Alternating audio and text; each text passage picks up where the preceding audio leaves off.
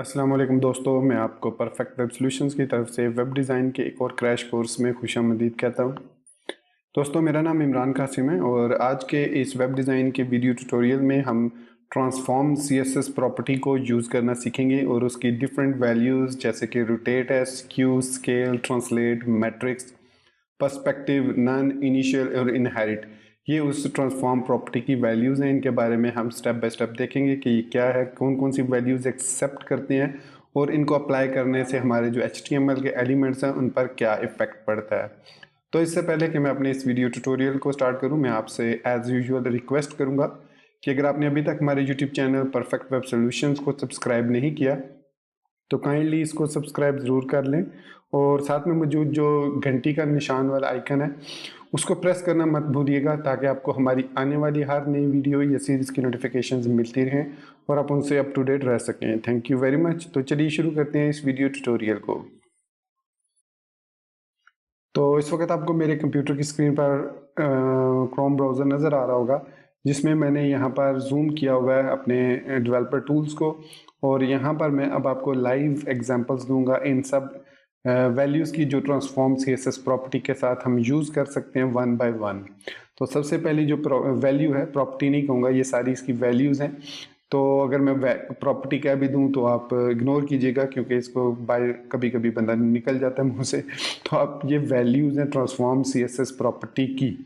तो सबसे पहले हम रोटेट की बात करते हैं। तो रोटेट की मदद से हम किसी भी डिग्री पर मूव कर सकते हैं अपने किसी भी एलिमेंट को।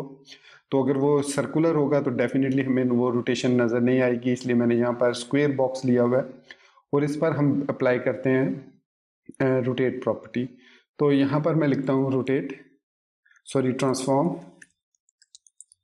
और फिर उसके बाद मैं यहाँ पर लिखूँगा रोटेट। जैसे मैंने रोटेट लिखा तो इसके साथ हमें 4 एक्स्ट्रास की वैल्यूज़ मिल गई। रोटेट के अलावा हम रोटेट 3D यूज़ कर सकते हैं, रोटेट एक्स, रोटेट वाई और रोटेट जी।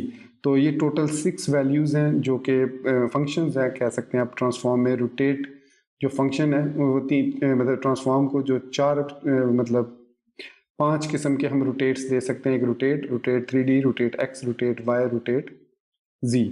तो यहाँ पर जब हम इसको सिंपल रोटेट देते हैं तो ये बेसिकली काम करता है जी एक्सिस पे ही, आप समझ लें कि इसको जी। लेकिन ये 2D चूँकि लुक एंड फील है तो इसलिए हमें ये नज़र नहीं आता कि ये किस प्रॉपर्टी पे, किस एंगल पे काम कर रहा है। तो सिंपली अगर हम 45 डिग्री देते हैं तो ये बेसिकली जी एक्सिस पे काम कर रहा है बाय डिफ़ॉल्ट। तो इस तरीके से हम काउंटर क्लॉकवाइज या माइनस वैल्यू दे के, मतलब माइनस में अगर मैं 45 डिग्री दूंगा तो ये काउंटर क्लॉकवाइज घूमेगा। ये देखिए, ये काउंटर क्लॉकवाइज है। और अगर मैं इसको पॉजिटिव वैल्यूज दूंगा तो ये क्लॉकवाइज घूमेगा। तो इसको हम डिग्री भी दे सकते हैं और रेडियंस भी दे सकते हैं। लेकिन इसकी एक और यूनिट भी हमारे पास मौजूद है जो कि है टर्न। तो टर्न जो होता है वो 0-1 के दरमियान वैल्यू कोई भी हम दे सकते हैं, 0 या 1 या इससे पॉइंट्स में वैल्यू, जैसे 0.1 टर्न। तो ये एक टर्न लेगा, 0.1 टर्न लेगा एक एंगल जो कि 45 है। तो माइनस देने से ये कुछ इस तरीके से उसका नेगेटिव साइड पर, ये देखिए, ये अब जो 5 है वो बेसिकली आपको नज़र नहीं आएगा इसका कोई भी इफेक्ट। 6, 7, 8 और 9, 0.9। तो इस तरीके से हम टर्न बेस भी दे सकते हैं, लेकिन नॉर्मली जो यूज़ किया जाता है वो डिग्रीज यूज़ किया जाता है। सो 45 डिग्री, क्योंकि ये बहुत ही सिंपल यूज़, मतलब हर एक को पता है कितने डिग्री बनते हैं एक्स एक्सिस पे या वाई एक्सिस पे। जब हम किसी चीज़ को 45 डिग्री पे मूव करना चाह रहे हैं तो वो किस तरीके से लुक एंड फील देगी। तो नॉर्मली जो है 45 डिग्री ही यूज़ किया जाता है, मतलब डिग्री यूनिट यूज़ किया जाता है रोटेट के साथ। अब जो बाकी इसकी प्रॉपर्टीज़ हैं, जैसे रोटेट अगर मैं इसको एक्स कर देता हूँ तो ये आपको ऐसे नज़र आ रहा होगा जैसे ये स्क्वीज़ हो रहा है, लेकिन ये स्क्वीज़ नहीं हो रहा बल्कि ये एक्स एक्सिस पे रोटेट हो रहा है। ठीक है, तो इसको अगर मैं अब बढ़ाऊंगा तो ये एक किस्म की ये रोटेशन इफेक्ट है। ये देखें, ये रोटेशन इफेक्ट है। इसी तरीके से अगर मैं इसको वाई को दे देता हूँ तो ये अब वाई एक्सिस पे रोटेट हो रहा है। ये आपको फील इस तरह हो रहा होगा जैसे ये स्क्वीज़ हो रहा है, लेकिन ये स्क्वीज़ नहीं हो रहा, ये रोटेट हो रहा है। इसी तरीके से जब हम इसको जी प्रॉपर्टी देते हैं तो यहाँ पर अब आपको नज़र आएगा जैसे वो normally without any X Y Z की जो मूवमेंट थी वो ये इस तरह की थी। हमारे पास जी एक्सिस पे है। इसी तरीके से हमारे पास एक और प्रॉपर्टी है 3D। अब 3D में हम एक्स वाई और जी एक्सिस देते हैं और उसके बाद उसकी कितने डिग्री मूव करना है। सो यहाँ पर सपोज मैं देता हूँ 20। यहाँ पर हमें यूनिट देने की ज़रूरत नहीं है, यहाँ पर हम इसको यूनिट देंगे। तो अब आप देख सकते हैं कि ये 45 डिग्री मूव हुआ है। देखें, ये अब इस एक्स वाई और जी प्लेन पर मूव हो रहा है विद दिस डिग्री। अब ये देखिए, और अगर मैं सपोज इस डिव के अंदर इसको एडिट एज HTML करके मैं यहाँ पर एक टेक्स्ट लिख देता हूँ, वेलकम। तो अब आपको ये देखिए टेक्स्ट भी नजर आ रहा होगा। इसको मैं अगर वापस करता हूँ, ये देखिए,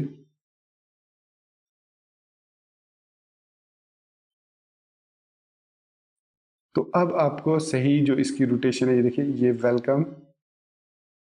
और अब अगर मैं इसको सिंपल रोटेट के साथ अगर मैं मूव करता हूँ, रोटेट एक्स के साथ 45 डिग्री, तो अब आपको देखिएगा फर्क नजर आएगा। ये देखिए,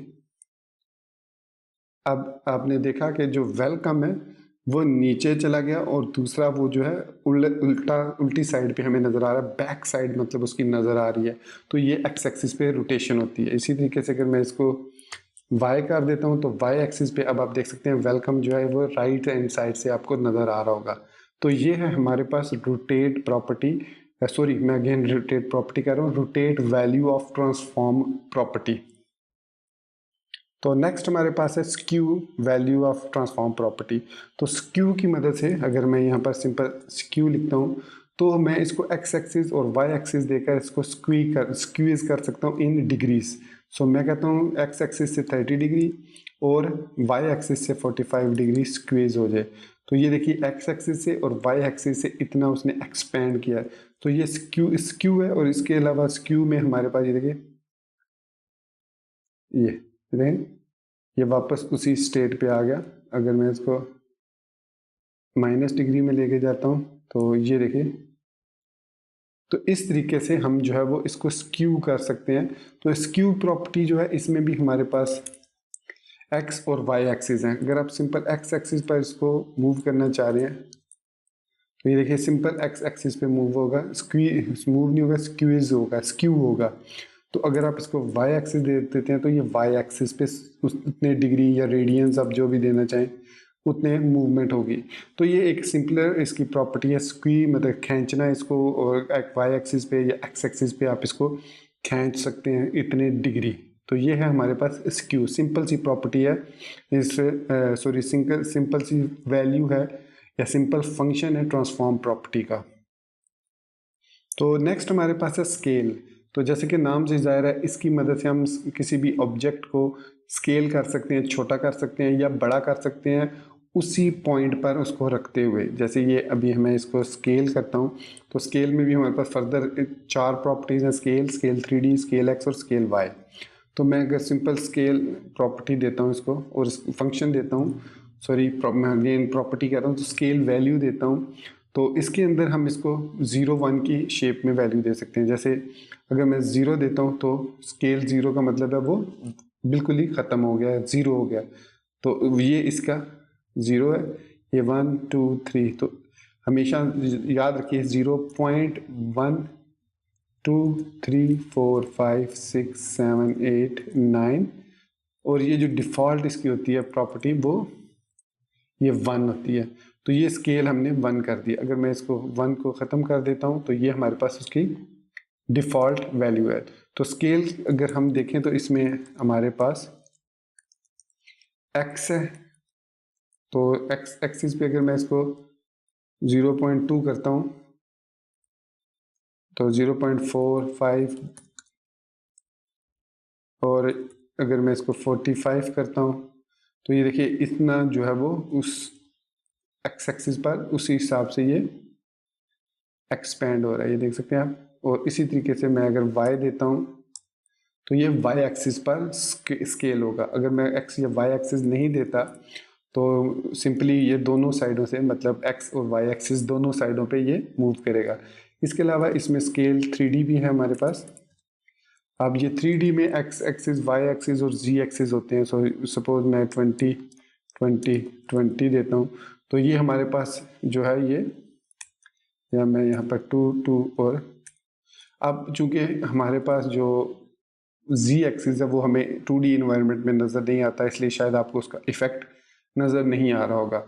लेकिन अगर मैं इसको यूज़ करूँ रोटेट के साथ, बल्कि मैं रोटेट के साथ देखते हैं,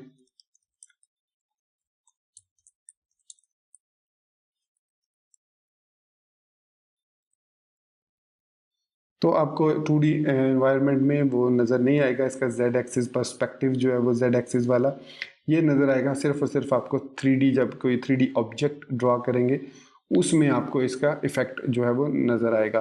तो ये है हमारे पास scale property, sorry scale function of transform CSS property. तो स्केल के बाद जो नेक्स्ट है वो है हमारे पास ट्रांसलेट। ट्रांसलेट बेसिकली ऑब्जेक्ट को मूव करने के लिए हम यूज़ करते हैं कि कितने पिक्सल हमने इसको एक्स एक्सिस पर और कितने पिक्सल वाई एक्सिस पर मूव करना है, डिपेंडिंग ऑन देयर माइनस और positive value in pixel, in RM, EM और जो भी आप यूनिट यूज़ करना चाहें। इस पर मैं ऑलरेडी यूनिट्स पर ट्यूटोरियल बना चुका हूँ, वो आप देख सकते हैं। तो ट्रांसफॉर्म में हम जब ट्रांसलेट यूज़ करते हैं तो इसमें भी हमारे पास 3D है, एक्स एक्सिस है, वाई और जी एक्सिस है।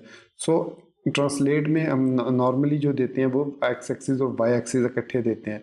सो सॉरी अलग अलग देते हैं, एक्स और वाई।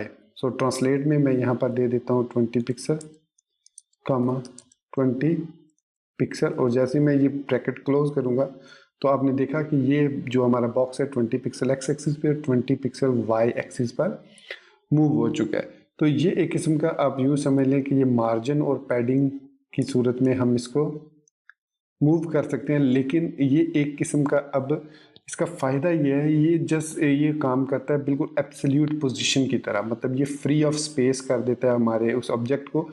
आप इसको कहीं पर भी ले जाएं, देख सकते हैं आप इसको कहीं पर भी ले जाएं, ये उस पर कोई बाकी डिस्टर्ब किए बगैर, हमारे जो भी एलिमेंट्स हैं उनको डिस्टर्ब किए बगैर सिर्फ इस एलिमेंट को हम ट्रांसलेट कर सकते हैं कहीं पर भी on the screen with the free space, मतलब कोई इसको ब्लॉकेज नहीं होगी। इसको आप कहीं पर भी मूव कर सकते हैं using translate function in transform CSS property. अब इसमें भी हमारे पास ट्रांसलेट एक्स है, ट्रांसलेट वाई है, तो सेम वही है। एक्स एक्सिस पे देंगे तो ये 50 पिक्सल एक्स एक्सिस पे मूव कर जाएगा, वाई देंगे तो 50 पिक्सल आप इसको वाई पर मूव कर सकते हैं। और इसी तरीके से अगर मैं इसको 3D देता हूँ तो 3D में हमें एक्स वाई और जी एक्सिस देना पड़ता है। सो 30 पिक्सल 30 पिक्सल 30 पिक्सल, लेकिन ये आपको वाई एक्सिस अगेन इस प्लेन पर नज़र नहीं आएगा। ये आपको नज़र आएगा जब आप 3D इन्वायरमेंट में इसको ड्रॉ करेंगे किसी, आप समझ लें कि अगर इसको यूज़ करते हैं कैनवस पर तो तब इसका इफेक्ट हमें नज़र आएगा। यहाँ पर अभी आपको 3D का इतना ज़्यादा इफेक्ट नज़र नहीं आ रहा होगा। तो ये थी हमारे पास ट्रांसलेट प्रॉपर्टी। तो जो नेक्स्ट हमारे पास ट्रांसफॉर्म सीएसएस प्रॉपर्टी की वैल्यू है या फंक्शन है वो है मैट्रिक्स फंक्शन। सो मैट्रिक फंक्शन की मदद से हम दो किस्म के मैट्रिक्स ड्रॉ कर सकते हैं on the screen, 2D matrix और 3D मैट्रिक्स। जो 2D मैट्रिक्स होता है उसकी 6 वैल्यूज़ होती हैं और जो 3D मैट्रिक्स होता है उसकी 16 वैल्यूज़ होती हैं। लेकिन 3D मैट्रिक्स को हम प्लेन नॉर्मल जो 2D प्लेन है उस पर नहीं शो कर सकते, इसलिए उसको यूज़ करना तो इस इन्वायरमेंट में फजूली होगा। वो जब हम 3D इन्वायरमेंट स्पेशली जब आप मैंने जैसे पहले कहा था कैनवस पे ड्रॉ करते हैं तो तब हमें उसके बारे में पता चलता है कि कैसे उसको यूज़ कर सकते हैं, मतलब उसका इफेक्ट नज़र आता है। फिर ट्रांसफॉर्म में अगर हम यहाँ पर मैट्रिक्स के अंदर जो हमारे पास 6 वैल्यूज़ हैं उनमें से जो पहली 4 वैल्यूज़ होती हैं वो ट्रांसफॉर्मेशन होती हैं और जो लास्ट 2 होती हैं वो ट्रांसलेशन होती है। सो जिस तरीके से ट्रांसलेट फंक्शन काम करता है वही सेम फंक्शन एक्स और वाई हम देते हैं उसमें। तो सपोज मैं 20 पिक्सल ए देता हूँ, 20 बी, 20 सी और 20 डी। तो ये हमारे पास हो गई है ए बी सी डी जो इसकी ट्रांसफॉर्मेशन, और अब हम इसको देते हैं ट्रांसलेशन। सो यहाँ पर हम दे देते हैं 20 और 20। तो आपने देखा कि ये अब हमारा जो बॉक्स है ये कहीं आगे चला गया, यहाँ पर बहुत बड़ा बॉक्स हो गया। ये देख सकते हैं आप एक्स एक्सिस पर और वाई एक्सिस पर कितना बड़ा इन्वायरमेंट क्रिएट हो गया। तो चलिए मैं इसको थोड़ा छोटा कर लेता हूँ। अब आपको ये, तो अब मैं इसको 20 यहाँ पर और 20 यहाँ पर देता हूँ और इसको 0 यहाँ पर दे देते हैं या 1 दे देते हैं। तो ये हमारे पास है 2D मैट्रिक्स ड्रॉ हो रहा है। तो इसको अगर मैं आपको दिखाऊं तो ये 3x3 का मैट्रिक्स होता है। ये 3 है और ये 3 वैल्यू है, लेकिन in the term of CSS इसकी जो ये जो 4 वैल्यूज़ हैं इनको हम ABCD कहते हैं। ये ट्रांसफॉर्मेशन है और ये जो है ये ट्रांसलेशन है। कितने पिक्सल हमने, अगर हम इसको तमाम को सेम वैल्यू जैसे दे दें 2 2, तो ये सेम वैल्यूज़ की वजह से हमारा जो बॉक्स है वो हमें कहीं पर भी प्लेन पर नज़र नहीं आ रहा। तो किसी एक की वैल्यू हमें डिफरेंट यहाँ पर रखनी होगी, जैसे ये 1 है तो उसके बाद हमें हमारा बॉक्स जो है वो इन्वायरमेंट में इस तरीके से नज़र आएगा। अब जैसे मैं इसकी वैल्यू 1 करूँगा तो इट्स गॉन। तो इसको अगर मैं 0 कर देता हूँ तो अब ये देखिए ये कुछ इस तरीके से हमें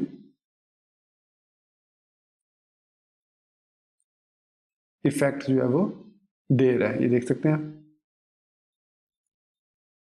तो ये हमारे पास मैट्रिक्स है।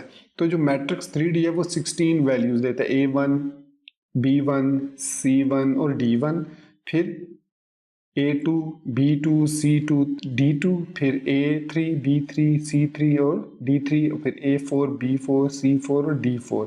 इसका 4x4 16 वैल्यूज लेता है, जिसमें से ए जो वैल्यूज है A4 B4 और C4 होती हैं, ये हमारे पास ट्रांसलेशन के लिए होती हैं, बाकी सारी ट्रांसफॉर्मेशन के लिए होती हैं।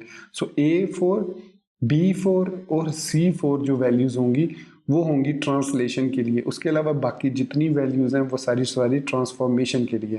तो यहाँ पर अगर मैं 3D लिख देता हूँ तो 3D लिखने के बाद हमें 16 वैल्यूज़ देनी पड़ेंगी यहाँ पर। सो मैं अगर यहाँ पर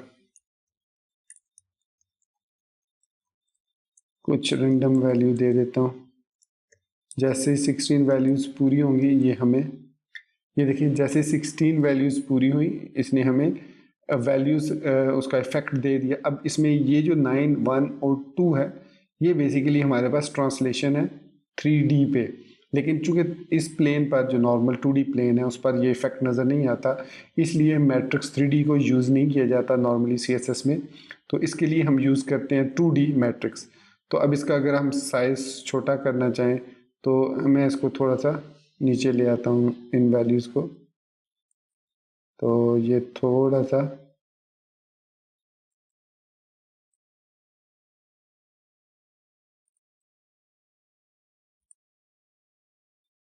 तो इसको मैं थोड़ा सा इस तरह करता हूँ। तो ये देखिए हमारा जो एक ट्रांसलेशन है वो कुछ इस किस्म की नज़र आ रही है, जैसे एक इफेक्ट है। आप दे सकते हैं कि वो हमें एक ट्राइएंगल नज़र आ रही है बनी हुई, तो ये स्क्रीन साइज़ थोड़ा सा कवर अप ना करने की वजह से वो हमें कुछ इस तरीके से नज़र आ रहा है। मैं इसको थोड़ा और छोटा कर लेता हूँ, तो इसको मैं, तो ये हमारे पास, अगर मैं इसको 2D पर डिज़ाइन करूँ सिर्फ मैट्रिक्स पर 1 1, तो इसके बाद हम इसको यहाँ से किसी भी वैल्यू को चेंज करके इसकी वैल्यू को, फिर इसके अलावा हम अब जो भी हमारे पास ट्रांसफॉर्म की प्रॉपर्टीज़ हैं वैल्यूज़ हैं मैट्रिक्स या स्ट्रूटेड या स्क्यू स्केल, इनको हम इकट्ठा भी यूज़ कर सकते हैं। जैसे मैं यहाँ पर ट्रांसलेट करता हूँ 20 पिक्सल 20 पिक्सल, तो ये उस पर भी इफ़ेक्ट डालेगा। ये देखें ये उस प्लेन पर इस तरीके से मूव कर रहा है। तो ये इस तरीके से हम काफ़ी सारे इफ़ेक्ट जो हैं अपनी जो HTML है उस पर लगा सकते हैं, जो कि नॉर्मली हम जो है वो अप्लाई नहीं कर सकते। जैसे किसी इमेज है, ये इमेज पर हम लगा के उस इमेज को फिर किसी मखसूस जगह पर लोकेशन पर एक एंगल के साथ जो है वो डिस्प्ले करवाना चाहें तो डिस्प्ले करवा सकते हैं। तो जो नेक्स्ट 4 प्रॉपर्टीज़ हैं डेफिनेटली उनको मैं इसी तरीके से एक्सप्लेन कर देता हूँ, क्योंकि पर्सपेक्टिव का भी हमें जो है वो इफ़ेक्ट नज़र नहीं आएगा, क्योंकि ये भी एक किस्म का 3D प्लेन पे इसका पर्सपेक्टिव नज़र आता है, किस एंगल के साथ वो हमें एलिमेंट नज़र आएगा। सपोज़ अगर मैं ट्रांसफॉर्म के साथ इस बॉक्स के ऊपर पर्सपेक्टिव वैल्यू कोई दे देता हूँ लाइक 100 पिक्सल या 1000 इवन पिक्सल दे देता हूँ या -1000 दे देता हूँ, तो आपको कोई इसका इफेक्ट नज़र नहीं आएगा। तो हमेशा इसमें हमें पॉजिटिव वैल्यू ही देनी होगी।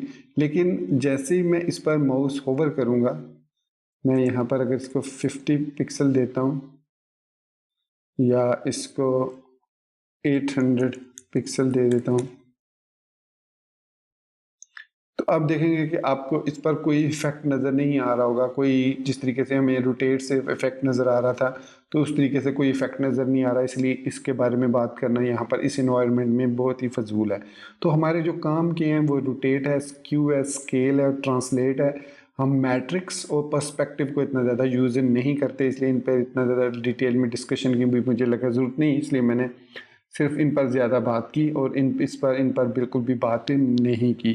तो नेक्स्ट हमारे पास जो है वो नन है।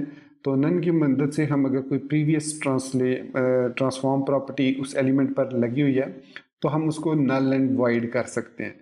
सपोज अगर इस डिव को मैं कोई आईडी दे दूँ और उस आईडी की बेस पर उस डिव की बेस पर उस पर मैंने कोई ट्रांसफॉर्म लगाया है, तो उस आईडी की बेस पर मैं उस ट्रांसफॉर्म को नन भी कर सकता हूँ, तो वो उस पर से इफेक्ट खत्म हो जाएगा। सपोज मैं इसको एडिट करता हूँ यहीं पे, एडिट HTML, और यहाँ पर मैं एक आईडी दे देता हूँ div के नाम से, ठीक है। अब मैंने इसको आईडी दे दी div के नाम से। अब मैं अगर यहाँ पर प्लस पे क्लिक करके इस div को ट्रांसफॉर्म नन कर देता हूँ, तो अब आप देखेंगे अगर मैं इस पर रोटेट 30 डिग्री या 45 डिग्री लगा रहा हूँ, तो वो इस पर अप्लाई नहीं हो रहा, क्योंकि यहाँ पर मैंने ट्रांसफॉर्म नन कर दिया। अगर मैं यहाँ से ख़त्म करता हूँ, तो आप देख सकते हैं कि वो इफ़ेक्ट अप्लाई हो रहा है। तो नन की मदद से हम जो है उसको ख़त्म कर सकते हैं। अब इनिशियल जो है, इनिशियल कैसे काम करता है? इनिशियल और इनहेरिट एक तरह से सेम तरीके से काम करते हैं। सो एक किस्म का समझ लें कि जो नन ने काम किया है वही काम इनिशियल ने भी किया, क्योंकि इनिशियली हमने बिल्कुल बेसिक पर इसके जो डिफ़ॉल्ट है वो कोई ट्रांसफॉर्म प्रॉपर्टी सेट नहीं की, तो इस वजह से उसने उसको अप्लाई नहीं किया। और इनहेरिट जो है, इनहेरिट बेसिकली ये अपने पेरेंट की जो ट्रांसफॉर्म प्रॉपर्टी है उसको इनहेरिट करता है। अब यहाँ पर अगर मैं बॉडी पर लगा देता, जैसे ये बॉडी है, मैं बॉडी पर लगा देता हूँ ट्रांसफॉर्म रोटेट 45 डिग्री, तो अब आपने देखा कि बॉडी पर जब मैंने 45 डिग्री लगा दिया, तो हमारे तमाम एलिमेंट 45 डिग्री पर मूव हो गए और ये इनहेरिट किया इसने। और यहाँ पर आप देख सकते हैं 45 डिग्री क्रॉस आउट हो चुका है। तो अगर मैं इसको नन कर देता हूँ, तो हमारा जो ट्रांसफॉर्म प्रॉपर्टी है वो पेरेंट वाली, वो हमारी इस वक्त इस पर अप्लाई नहीं हो रही। ये वाली हमारी ये वाली जो प्रॉपर्टी है ये अब इस पर ट्रांसफॉर्म जो है वो नन हो चुका है, बेसिकली ये वाला। लेकिन चूंकि हमने इसको बॉडी पे लगाई हुई है, तो वो उस पर अप्लाई हो रही है। अगर मैं इसको इनिशियल कर देता हूँ, तो भी उसने जो टॉप लेवल का जो एलिमेंट है उसकी वैल्यू यहाँ पर एक्सेप्ट कर लिया है, और जो इसकी क्लोजेस्ट थी उसको इसने ख़त्म कर दिया। अगर मैं इस ट्रांसफॉर्म इनिशियल को बिल्कुल ही ख़त्म कर देता हूँ, तो अब इस पर जो है वो आप देख सकते हैं ये वाली वैल्यूज़ अप्लाई हो रही हैं। ये जो करीब तरीन है उसके बॉडी वाली इस पर अप्लाई नहीं हो रही, बल्कि ये वाली वैल्यूज़ अप्लाई हो रही हैं। तो ये है हमारे पास। अब मैं इसको ख़त्म कर देता हूँ। तो ये है हमारे पास नन, इनिशियल और इनहेरिट। तो पर्सपेक्टिव और मैट्रिक्स को यूज़ करने की ज़रूरत नहीं है, और रोटेट, स्क्यू, स्केल और ट्रांसलेट भी हम 3D इन्वायरमेंट के बगैर यूज़ करेंगे जब भी आप CSS में इसको यूज़ करना चाहेंगे। तो दोस्तों ये था हमारा आज का ट्रांसफॉर्म 3D का वेब डिज़ाइन का वीडियो ट्यूटोरियल। तो होपफुली इसमें आपको ट्रांसफॉर्म CSS प्रॉपर्टी के बारे में जानने को काफ़ी कुछ मिला होगा, काफ़ी सारी एक्सप्लेनेशन, आपको डाउट्स आपके क्लियर होंगे।